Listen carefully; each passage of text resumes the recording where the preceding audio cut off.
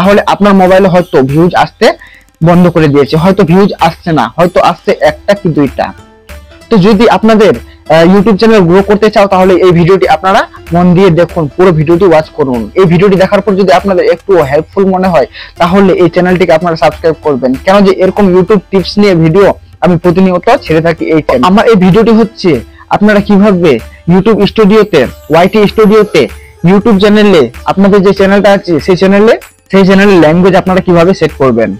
আমি আপনাদের সিম্পলি এটাই দেখাবো যে আপনারা কিভাবে ল্যাঙ্গুয়েজ সেট করবেন। তো আমি সবার প্রথমে আপনাদের বলবো যে আপনারা সরাসরি চলে যাবেন ক্রোম ব্রাউজারে গিয়ে আপনারা ওয়াইটি স্টুডিও ডেস্কটপ সাইটে খুলে নেবেন, আর মনে রাখবেন ডেস্কটপ সাইডেই খুলতে হবে। আমি আমার মোবাইল স্ক্রিনে ক্রোম ব্রাউজারটি খুলে নিয়েছি।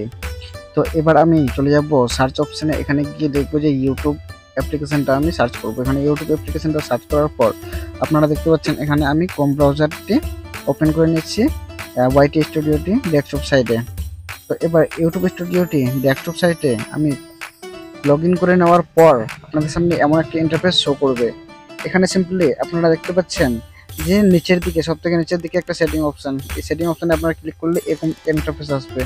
এখানে আপনারা সিম্পলি এখানে লিখবেন যে আপলোড ডিফল্ট লেখা আছে একটা অপশন, আপনারা এখানে আপলোড ডিফল্টে ক্লিক করবেন।